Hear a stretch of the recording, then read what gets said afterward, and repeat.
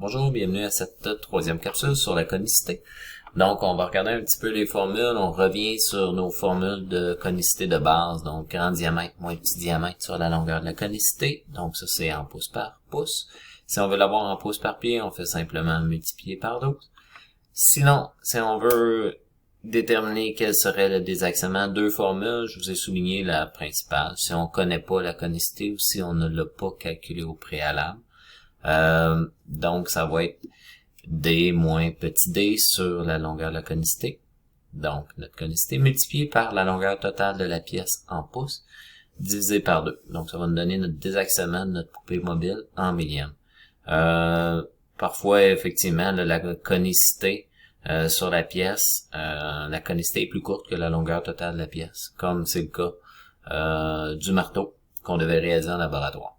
Donc, sinon, si on a déjà calculé la conicité, mais en fait, la formule qui est ici, c'est une conicité en pouces par pied qui est utilisée, multipliée par la longueur totale de la pièce, divisé par 24. On va obtenir la même réponse qu'à la formule précédente.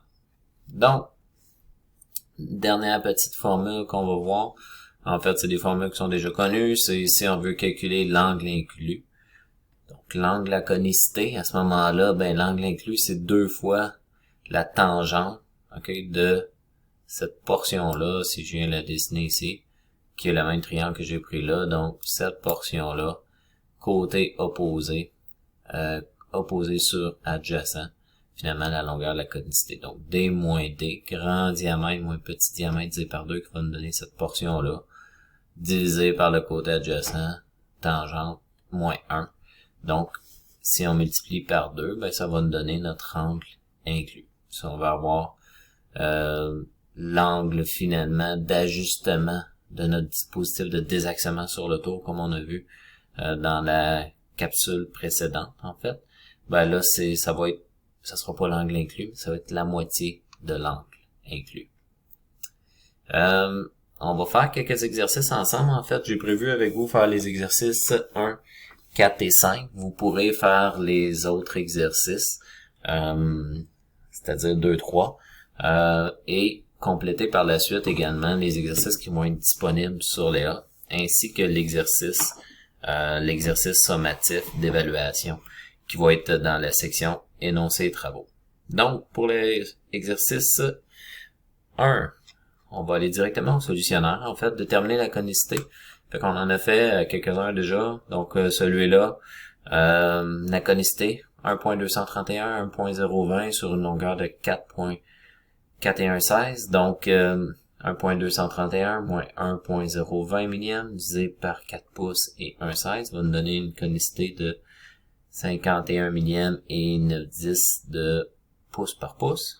Ou en pouces par pied, on multiplie par 12, qui va nous donner 0.623 pouces par pied. On voit qu'on n'est pas loin d'une conicité d'un cône morse. Si on va maintenant à la question 4, je vous invite à regarder la 2, on va aller voir la 4, regardez la 3 également, donc la 4, on va aller au solutionnaire. Donc, regardez le dessin de la pièce de figure 4.22. Puis calculer le déplacement requis de la contrepointe en sachant que le grand diamètre D vaut 32 mm et que le petit diamètre D vaut 26 mm et que la longueur de la conicité est égale à 100 mm. La longueur totale de la pièce est 250 mm. Donc je pars avec une pièce, je pars avec un brut finalement qui est pas machiné encore puis que je désire finalement venir faire cette conicité-là. Donc, on peut imaginer que j'ai monté ma pièce, finalement, entre pointes. Donc, j'ai ma poupée mobile ici. Le canon de la poupée mobile et la poupée mobile. Puis, j'ai un montage entre pointes ici. J'ai une pointe fixe avec un toc d'entraînement pour faire tourner ma pièce. Donc, je désire désaxer. Donc, je vais devoir désaxer vers l'avant ma poupée mobile.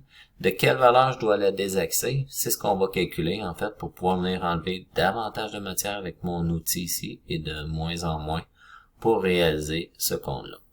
Donc, le désaxement, la longueur totale de ma pièce, en fait, divisé par 2, multiplié par la différence de mes deux diamètres sur la longueur de la conicité. Donc, 250 mm longueur totale divisé par 2, multiplié par grand diamètre 32 moins 26 divisé par la longueur du cône qui est de 100 mm. Ça va nous donner un désaxement de 7,5 mm. Dans quelle direction? Vers l'opérateur, si on est, dans ce cas-ci, dans le cas d'un montage comme ça, si on serait vu de dessus, sur les tours. Dernier petit exercice ensemble, l'exercice 5. Dans ce cas-ci, finalement, on veut calculer l'angle de réglage de l'accessoire de tournage conique. Quand on parle de l'accessoire de tournage conique, en fait, je vais juste revenir de quelques diapositives, c'est cet accessoire-là ici à l'arrière. Donc, quel degré qu'on va l'ajuster pour pouvoir venir réaliser le cône qu'on a à faire. Donc, cet accessoire-là, avec notre chariot transversal qui tombe flottant. Donc, si on revient à l'exercice, avec le solutionnaire, donc, l'angle de réglage, en fait, c'est cet angle-là qu'on cherche, comme tantôt. Donc, c'est pas l'angle inclus total, mais c'est l'angle partiel, finalement, le demi-angle. Donc, ça va être tangente moins 1 de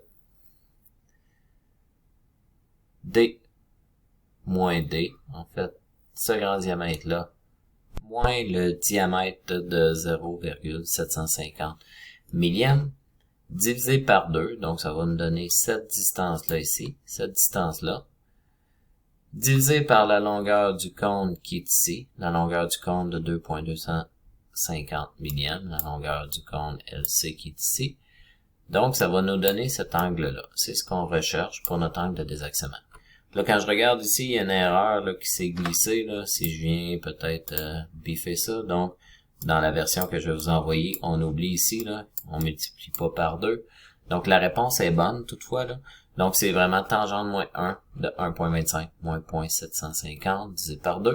Cette valeur-là divisée par la longueur du cône qui nous donne un angle d'ajustement de 6,34 degrés sur notre dispositif, notre accessoire de réglage, notre dispositif de réglage à l'arrière du tour. Donc, ça complète la capsule 3.